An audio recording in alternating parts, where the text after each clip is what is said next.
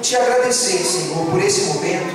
É muito importante, ó Pai, a compreensão da palavra, e eu tenho certeza, Deus, que nós precisamos dela. Eu sei que todos os que estão aqui vieram com a intenção de receber a verdade do Senhor, que todos nós, ó Deus, na nossa simplicidade, na maneira como nós somos, nós estamos desejosos de acolher o ensino Teu. E eu peço, Pai, que o Senhor esteja conosco, que Teu Espírito Santo fale ao nosso coração, que o Espírito ilumine a nossa mente e o nosso coração, para que a palavra seja acolhida por cada um.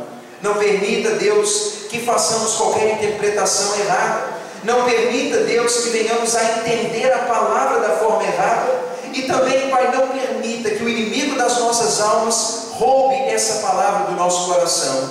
Mas dá-nos, ó Deus, o coração aberto, a sede pelo conhecimento, e que essa palavra desse momento cumpra um papel em nossas vidas. Abençoa, Pai, todos que estão aqui, abençoa toda a terra, que a palavra seja lida, conhecida, e que os homens sejam libertos pela pregação do Santo Evangelho. É a nossa oração em nome de Jesus. Amém.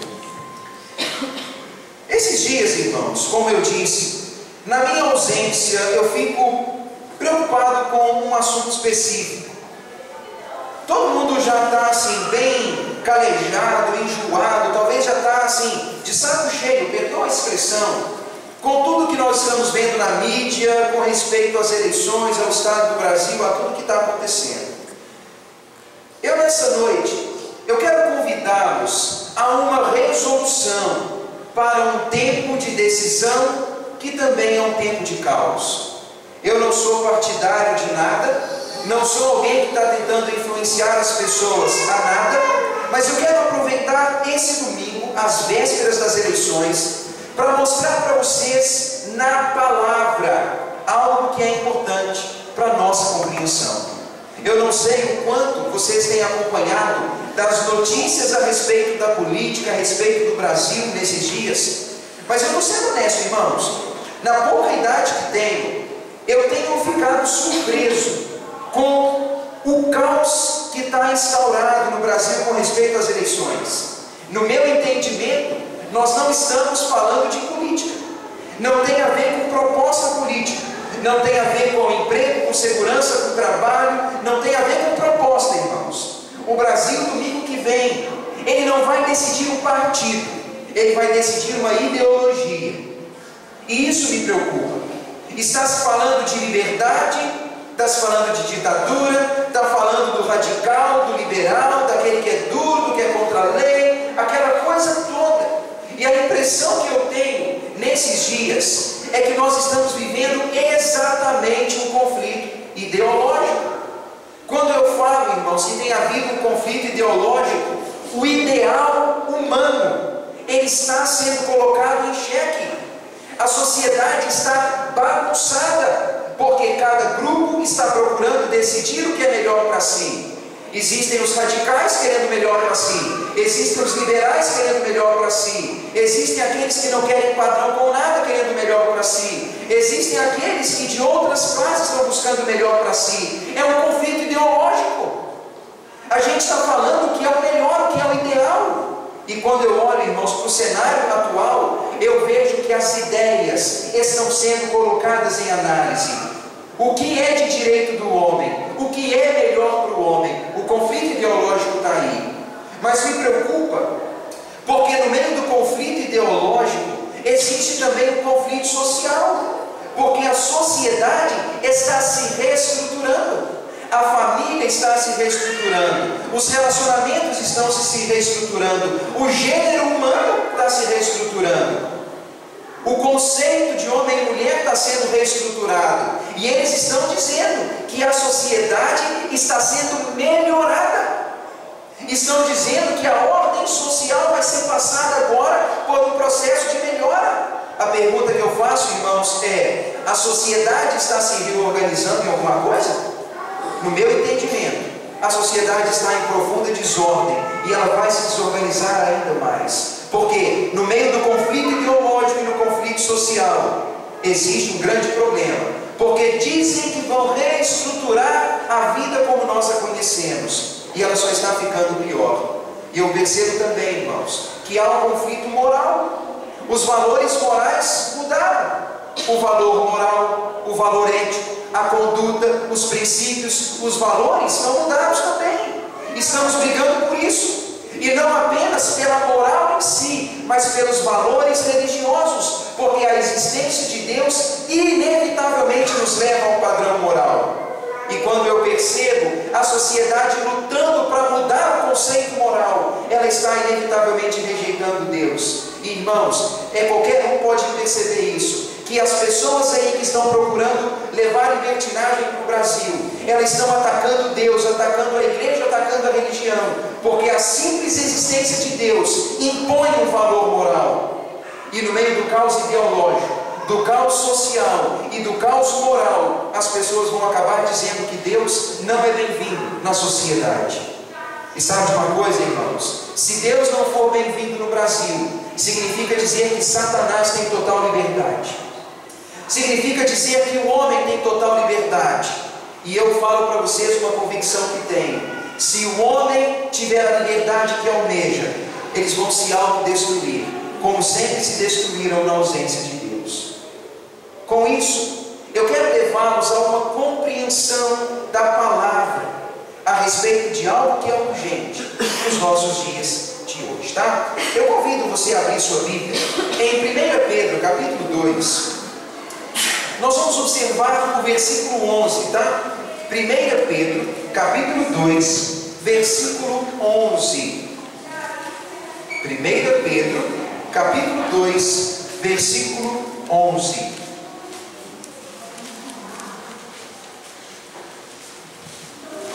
Nós vamos ler do versículo 11 até o versículo 17, tá?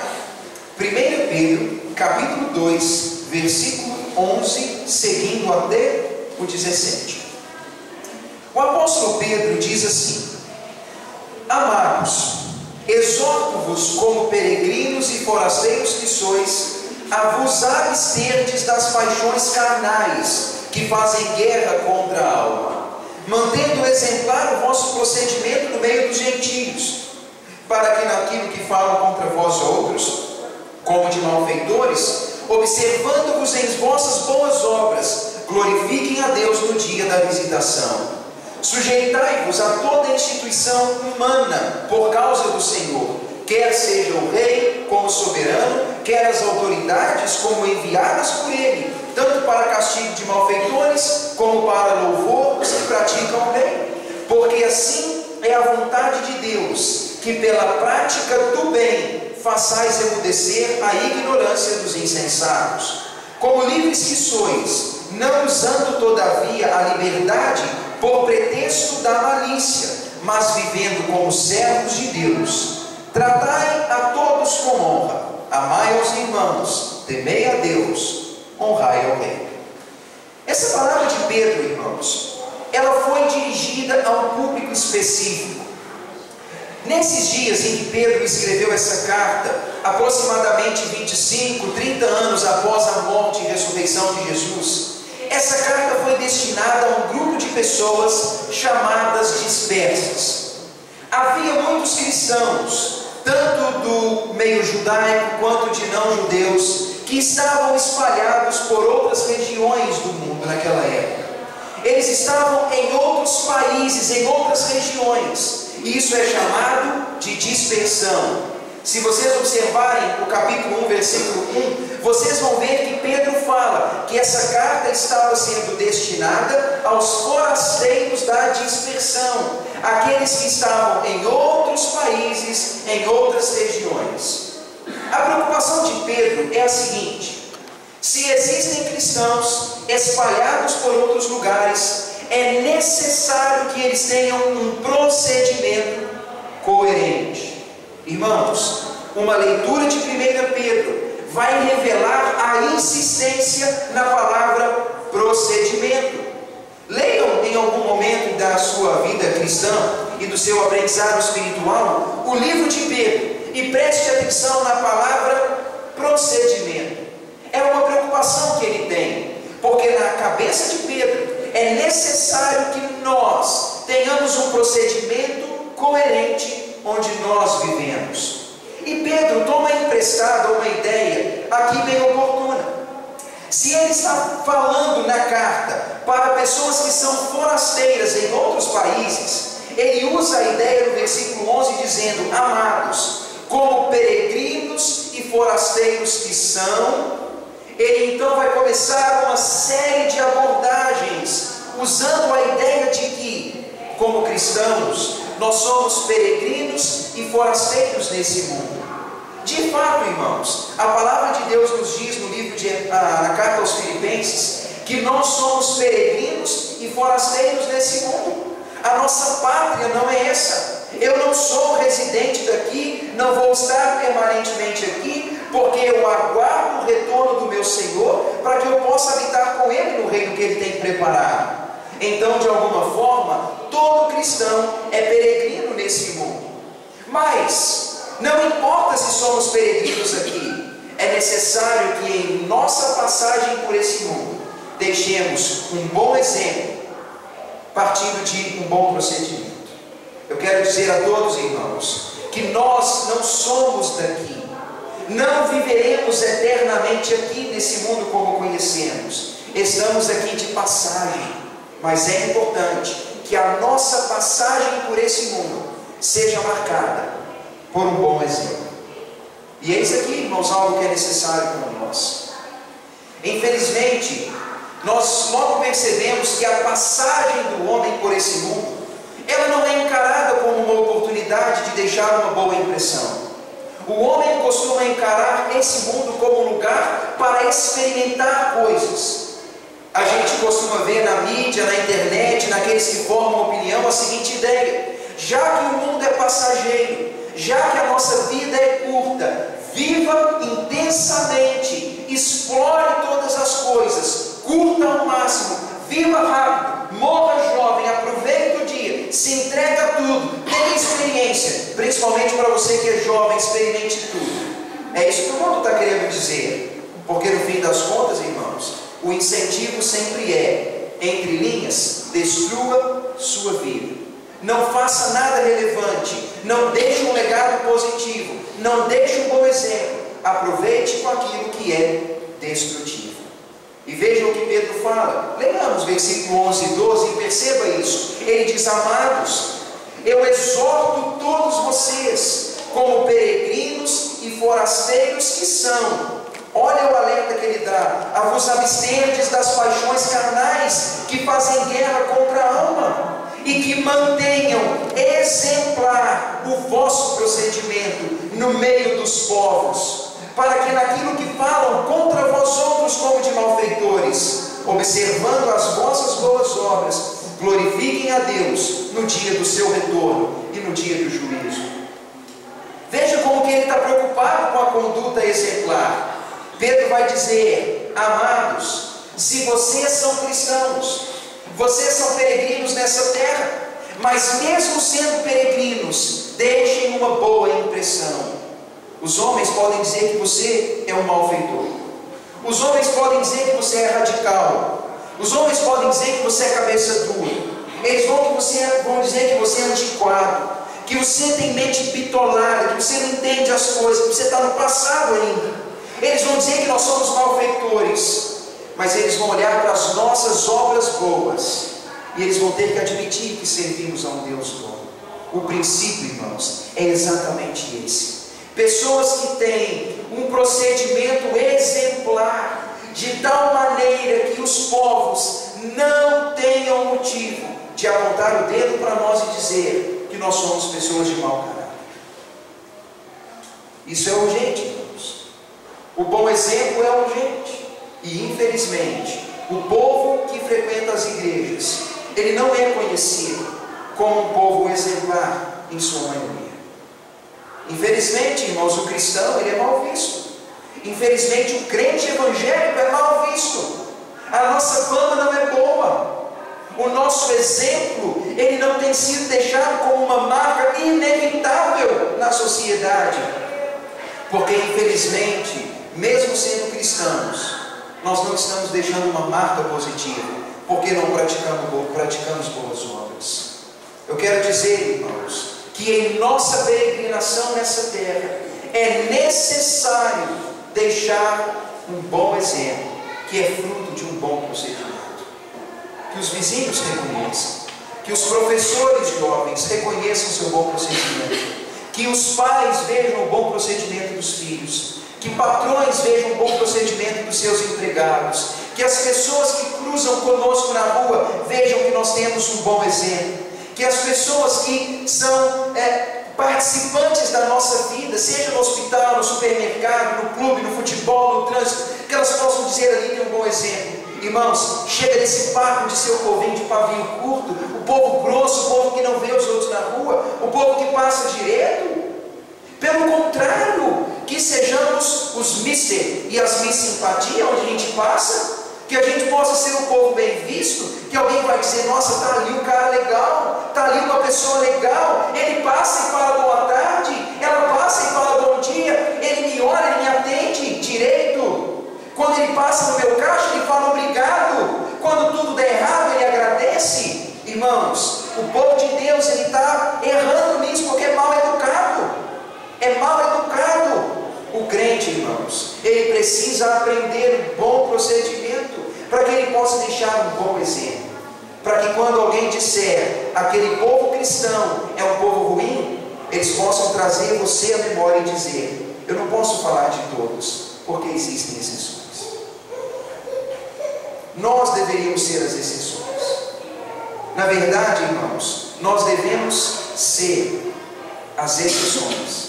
Porque se nós somos cristãos, somos peregrinos que deixam um bom exemplo. Mas quero te mostrar com mais detalhes. Leia o versículo 11 de novo comigo. E observemos aqui um aspecto que é importante.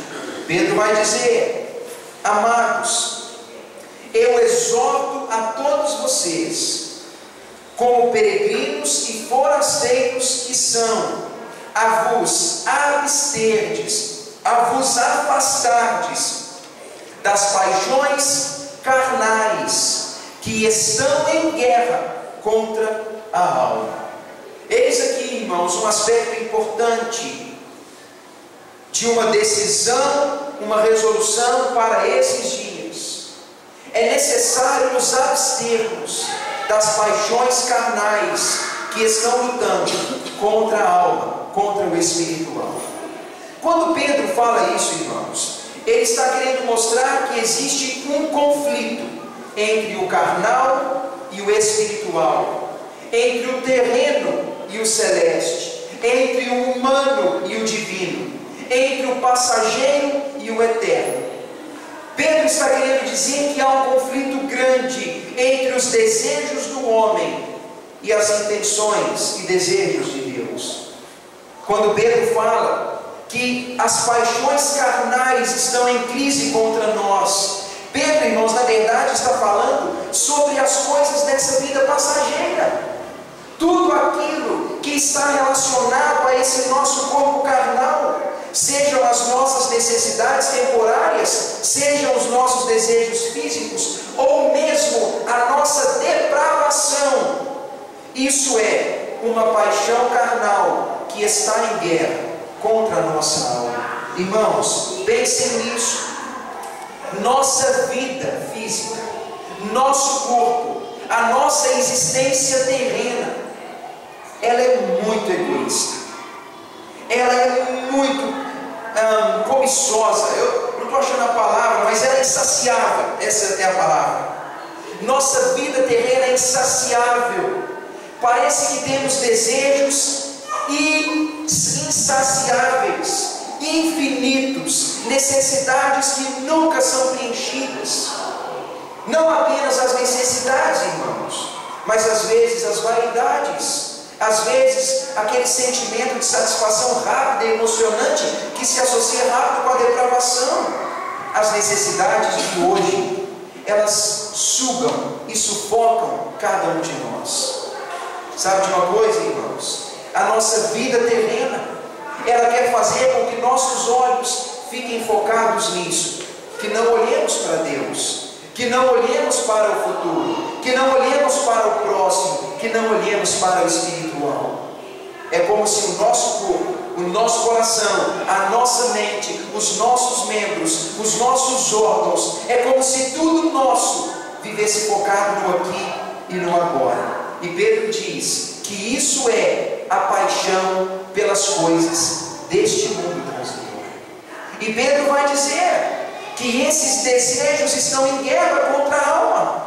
Pedro vai dizer que eles estão lutando contra o espiritual, que a nossa vida terrena, ela quer assumir a prioridade, ela quer ser colocada em primeiro lugar. É como se nós, irmãos, vivêssemos o tempo todo em uma guerra grande para não assumir que a nossa vida se resume a isso. Mas é como eu disse no princípio, parece que tudo quer nos levar a um sentimento de que tudo que eu tenho é o dinheiro, o sucesso, o sexo, a aventura, a diversão. E sabe de uma coisa? A carne milita contra o espírito, e o espírito está lutando contra a carne, porque eles são opostos entre si, para que não façais o que porventura seja do vosso querer. Aqueles que são guiados pelo Espírito não estão debaixo da condenação da lei. As obras da carne são conhecidas: prostituição, impureza, lascívia, que é o descontrole sexual, idolatria, feitiçaria, inimizade, brigas, ciúmes, iras, discussões, confusões, facções, inveja, bebedeira, glutonaria. Tudo isso é obra da carne, é paixão carnal. Tudo isso, irmãos, tenta sobressair dentro de nós. E Paulo descreve em Gálatas 5, a partir do versículo 16, esse texto que li. Essas são obras da carne que tentam nos dominar e nos colocar os olhos aqui. Meus irmãos, abram os olhos, dominem a carne, dominem as paixões carnais, para que prostituição, impureza, sexualidade depravada, idolatria, inimizade, feitiçaria, contenda, ciúme, discórdia, bebedeira, inveja e glutonaria, para que isso não tenha lugar entre nós, porque esses desejos estão em guerra contra a nossa alma. Mas Paulo diz: aquele que é guiado pelo Espírito tem amor, alegria, paz, longanimidade, benignidade, bondade, fidelidade, mansidão e domínio próprio. Aqueles que são de Cristo Jesus, eles crucificaram a carne com as suas paixões e cobiças. É Efésios capítulo 5, versículo 24. Aquele que é de Cristo, irmãos, ele não pode viver dominado pelas paixões carnais, porque elas foram mortas naquele momento em que cremos em Cristo. O Espírito Santo nos foi dado. E quando Pedro diz: se abstenham das paixões carnais, ele está dizendo: permita que o Espírito Santo domine esses sentimentos e intenções que nos destroem. Nessa noite, irmãos, eu digo a vocês: dominem pela obra do Espírito essas paixões carnais. Não permitam que o carnal prevaleça sobre o espiritual. Não permitam que o temporal e passageiro predomine em relação àquilo que é eterno. Não permitam que o humano prevaleça em relação ao divino. Não prevaleçam, irmãos. Não permitam que prevaleça o passageiro em relação ao que é duradouro, porque é isso que a nossa existência humana quer fazer com cada um de nós. Que Deus nos livre de permitir que a nossa carne destrua a nossa vida em conexão com o divino, com o eterno e com o duradouro. Mas Pedro vai dizer mais. Leiamos o versículo 13, irmãos. Ele diz assim: sujeitai-vos a toda instituição humana por causa do Senhor, quer seja o rei como soberano, quer as autoridades como enviados por ele, tanto para castigo de malfeitores como para louvor dos que praticam o bem, porque assim é a vontade de Deus, que pela prática do bem façais emudecer a ignorância dos insensatos. como livres que sois, não usando todavia a liberdade por pretexto da malícia, mas vivendo como servos de Deus, tratai todos com honra, amem os irmãos, temam a Deus, honrem ao Rei. Eis aqui, irmãos, um segundo elemento importante. Se nós precisamos nos abster das paixões terrenas e carnais, é necessário também a nossa submissão às instituições humanas. Deus sabe, irmãos, que nós precisamos de hierarquia. Deus sabe que nós precisamos de autoridades. Certamente Deus aprova a existência da polícia, do prefeito, do governador, do presidente, do vereador, do deputado. Talvez não precisaria de tantos assim, né, irmãos? Talvez não precisaria de 500 deputados, é muito, né? Mas alguns podiam até estar lá. Tem espaço para alguns. Mas Deus sabe que nós precisamos de liderança. Deus sabe que a hierarquia nos é necessária. E Pedro chega ao ponto de dizer: sejam sujeitos, obedientes às autoridades humanas, por causa de Deus. Irmãos, eis aqui uma palavra clara. Nós nos submetemos às autoridades humanas por causa de Deus. Quando um filho se submete ao pai, é por causa de Deus. Quando o empregado se submete ao patrão, é por causa de Deus. O aluno ao diretor é por causa de Deus. O cidadão comum à autoridade civil, política, militar é por causa de Deus. E assim por diante. A nossa submissão às autoridades, ela se dá por causa de Deus. E eu afirmo claramente: um rebelde que se opõe às instituições humanas, ele não tem parte com Deus, porque Deus não aprova a rebeldia. Não se enganem, irmãos. Manifestar é legítimo, opinar é legítimo, se opor é legítimo, mas rebelar-se não é legítimo. Deus não aprova rebeldia de nenhuma forma. E nós precisamos nos submeter às autoridades humanas por causa de Deus. E o versículo 15 fala que a vontade de Deus é que nós sejamos tão zelosos naquilo que é correto, que as pessoas não tenham o que dizer contra nós. Sabe o que Pedro está dizendo, irmãos? Somos servos de Deus. E se somos servos de Deus, ele diz: você é meu servo? É meu servo? Então tá. Então eu quero que você seja servo também das autoridades. Se você é meu servo, seja sujeito às autoridades. E não apenas por medo, mas por honra, por dignidade, em respeito, porque isso faz parte do bom procedimento cristão. Meus irmãos, aqui está um tópico necessário para nós. Muitas vezes a nossa insatisfação com as autoridades nos leva a tomar medidas inadmissíveis. O fato de que um filho não concorda com o que o pai fala não lhe dá o direito de ser rebelde. Não dá. O fato de o patrão não concordar com o empregado concordar com o patrão não lhe dá direito de ser rebelde. O fato de que o povo brasileiro não está satisfeito com os seus líderes não lhes dá o direito de ser rebelde. Porque onde há rebeldia, irmãos, não há honra. E o princípio que Pedro dá é: tratem todos com honra. Todas as pessoas estão debaixo do padrão da honra. Todos os seres humanos, todos os seres vivos devem ser tratados com honra. Seja o irmão, Deus ou o rei, honra é necessária a todas as pessoas. Mas eu trago aqui, irmãos, umas observações que considero importantes. Nós vamos honrar as nossas autoridades, mas nós vamos escolher nossas autoridades. E esse é um ponto complicado. Semana que vem, dia 7, nós vamos escolher nossos líderes. Eu não vou estar aqui para votar, mas se eu estivesse, eu queria votar. Queria fazer bom uso do meu voto e daquilo que eu considero ideal. Pensem nisso, irmãos. Nossos gostos, nossas preferências, nossas opiniões e inclusive nosso voto eles revelam quem somos de verdade.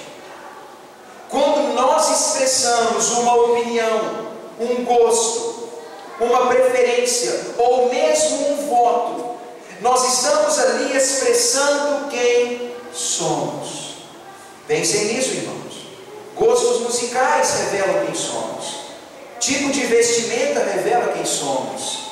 Esporte preferido revela quem somos. Opiniões a respeito de assuntos diversos revelam quem somos. E no dia que você der o seu voto semana que vem, ali você também estará revelando quem é. O meu voto, ele revela um aspecto de mim. Meu candidato, irmãos, ele é uma expressão de quem eu sou. Quando eu voto em alguém, é como se eu colocasse ele como minha cara para o mundo. É como se eu dissesse: eu quero o A como minha cara para o mundo, eu quero o B como a minha cara para o mundo. Quando eu elejo alguém, ele é uma expressão de mim, porque nós revelamos em gostos, preferências, opiniões e votos quem somos de verdade. Será que todos têm pensado nisso, irmãos? Será que as nossas escolhas, elas são a nossa cara? Será que elas refletem um pouco de quem somos? É óbvio, irmãos, eu não sou bobo. Eu sei que não há nenhum candidato que revela 100% quem somos. Mas tem uns que, obviamente, não revelam quem somos. Pensem nisso. Gostos, preferências, opiniões revelam quem somos. Mas tem uma segunda observação importante. Se eu não tenho direito a voto, eu aceito por causa de Deus o que lhe é imposto. Se eu tivesse nascido numa monarquia, eu aceitaria calado o rei que tem. Se eu tivesse nascido numa ditadura, eu aceitaria calado o ditador que está lá. Porque eu não posso mudar, não me deram o direito de escolha. Esse é um fato, irmãos. Onde não há direito de escolha, só cabe aceitação, não é verdade? Quem nasce numa ditadura vai fazer o quê? Ele pode se rebelar. Rebelar não, falei que não pode, né? Ele pode manifestar e protestar. Mas ele tem que aceitar aquele ditador que está ali, infelizmente. Quem nasceu numa monarquia aceita o rei que tem. Quando nós nascemos em um lugar sem direito de escolha, nós aceitamos. Mas se eu escolho, irmãos, meus valores, crenças e fé devem ser expressos nas decisões que tomo. Se eu não tivesse direito de escolher, eu aceitaria qualquer um, porque eu não tenho direito de escolha. Mas se eu escolho, a minha crença, a minha fé e os meus valores vão influenciar a minha decisão. Eis aqui, irmãos, um ponto importante. Quando nós não temos direito a escolher alguma coisa, a gente vai aceitar o que está ali. Mas se eu vou escolher, eu preciso escolher baseado naquilo que eu sou de verdade.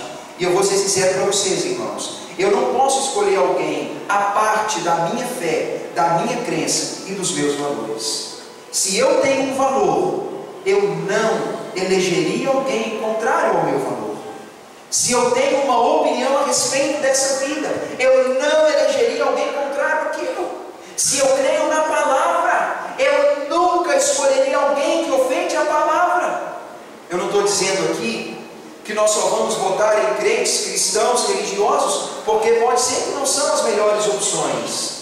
Mas pensem em valores, crenças e fé, para que isso ajude a nossa escolha. Se eu não tivesse o direito de escolher, eu aceitaria. Mas como tenho crenças, fé, valores, vão estar presentes na minha decisão.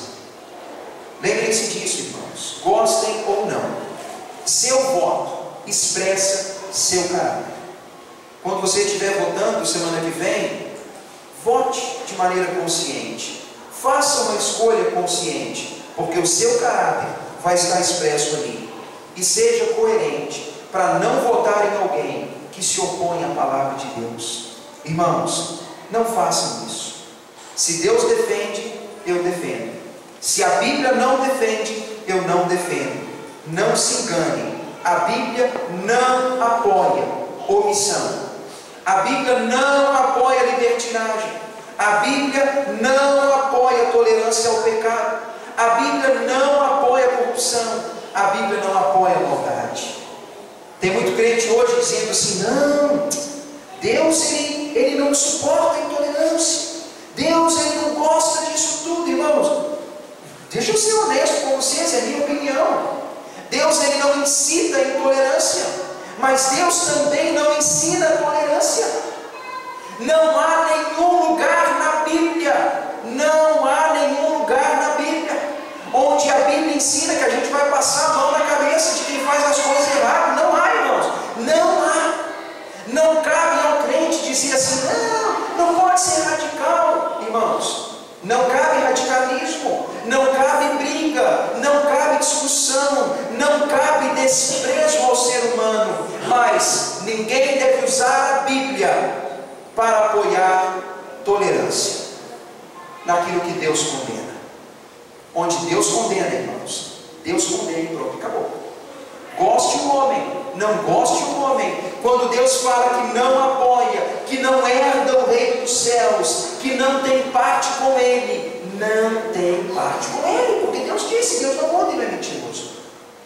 Então, irmãos, o apelo sincero que faço é: expressem nas suas opiniões e escolhas um pouco do seu caráter, um pouco das suas virtudes e um pouco dos seus valores. Quem vai ser seu candidato? Isso é você, Deus e sua consciência. Mas quando você for digitar o número dele lá, faça isso de forma coerente e pense: ele vai ser a sua cara, porque você escolheu ele para ser o seu rosto, a sua imagem. Bem, dá um pouco de apreensão, não dá, irmãos? Ixi, complicou, né? Como eu vou botar alguém assim? Não é possível. Só Jesus podia ser. Não é possível. Não tem ninguém. Não tem ninguém como Jesus lá para eu colocar no meu lugar, né? Para me representar. Mas, irmãos, o que eu quero aqui é mostrar para vocês que nós estamos vivendo dias de conflito. Não tem a ver com PT, PSDB, PMDB, PSL, PCdoB, PT, não sei do que, da onde. Não tem nada a ver com partido, irmãos. É ideológico, é social e é moral. As eleições não estão tão ligadas assim à política, mas sim a valores, princípios e formas sociais. E é muito urgente que o povo de Deus mostre o seu caráter, o seu procedimento, como alguém que é exemplar, que domina suas paixões carnais, e como alguém que se submete às lideranças, mas que escolhe corretamente. Então, irmãos, eis o princípio que Deus nos traz para dias conflitantes. Bom procedimento e bom exemplo é esperado de nós, mas é necessário que nós dominemos os nossos impulsos terrenos e que nós sejamos fiéis em nossas escolhas. E vamos ser francos, irmãos. No dia que o presidente for eleito, que nós possamos honrá-lo. No dia que o governador for eleito, o deputado, o senador, vamos honrá-lo.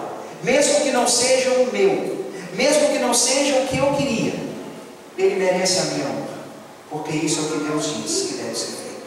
Mas vamos usar o dia certo para escolher bem, né, irmãos? Façam isso. E eu creio que o povo de Deus precisa ser coerente na hora das suas decisões. Vamos ficar de pé, irmãos? E vamos orar em relação a isso também, pedindo que Deus nos dê sabedoria, graça, orientação, e que nós sejamos capazes de fazer boas escolhas. Querido Pai, a Tua palavra nos adverte ao bom procedimento. Eu creio, Deus, que o Senhor tem nos mostrado que, peregrinos que somos, temos uma obrigação de deixar uma marca positiva e exemplar nesse mundo de trevas. Dê, Senhor amado, a cada um de nós esse desejo sincero de ter uma conduta irrepreensível, uma postura que silencia insensatos, uma postura que confunde aqueles que se opõem a nós, uma conduta que traz glórias ao Teu nome. Ah, Deus, ajuda Teu povo a buscar uma vida coerente com a fé que diz ter. Dá-nos, Pai, força espiritual, para que nós possamos nos abster e dominar as nossas paixões carnais, terrenas e humanas. Não permita, Deus, que o terreno prevaleça sobre o eterno. Não permita, Pai, que em nossas vidas o material prevaleça sobre o imaterial. Não permita, Deus, que o humano prevaleça sobre o divino, e que o passageiro não seja o nosso foco principal, mas que possamos buscar o que é eterno. Ajuda-nos, Deus, a dominar as nossas cobiças. E eu peço também, Deus, ajuda-nos a tratar de maneira coerente os nossos líderes e autoridades. Nós honramos eles, Pai, independente de quem sejam, independente da religião que tem, independente dos valores que tem, eles são alvo da nossa honra. Mas como temos o direito de escolha, dá-nos, Pai, a sobriedade de escolher alguém que represente valores, fé, crenças e moral que temos. Não deixa, Pai, o teu povo ser ignorante com respeito a isso. Dê, Espírito Santo, aos teus filhos uma mente capaz, uma mente atenta, para que faça a melhor escolha. Eu creio, Deus, que é um momento urgente. O Senhor do trono da tua glória tem visto que a sociedade está em guerra contra o Senhor. A sociedade está em guerra contra os valores, contra os ideais. A sociedade vive um grande conflito. E eu peço, Deus, dá-nos condição de fazer a nossa parte. E independentemente da pessoa eleita, faz de nós pessoas que equilibrem essa balança. Que as nossas obras, que a nossa moral, que a nossa crença, que os nossos valores sejam uma marca na sociedade que vai ser oposta ao que esse mundo libertino quer colocar para nós. Fica conosco, Pai, dá-nos sabedoria e dá-nos a tua paz. É o que te pedimos, em nome de Jesus. Eu gostaria, irmãos, de convidá-los a uma semana de oração, a uma semana de decisão, e que você possa tomar decisões coerentes. Quem é o candidato? Eu não sou a pessoa para te dizer. Eu tenho os meus, é óbvio, se eu fosse votar. Mas você vai escolher o seu, baseado nas suas crenças, nos seus valores, nos seus ideais. Façam, irmãos, boas escolhas. E olha, vou despedir de vocês por aqui, sabendo que não vamos nos ver. Não terminou, irmãos. Terminou não. Então, eu vou convidar vocês para se sentar. A avó Terezinha, ela quer falar alguma coisa, mas eu espero que vocês tenham dias abençoados, felizes, realizados, e espero vê-los em breve com a graça do Senhor, né?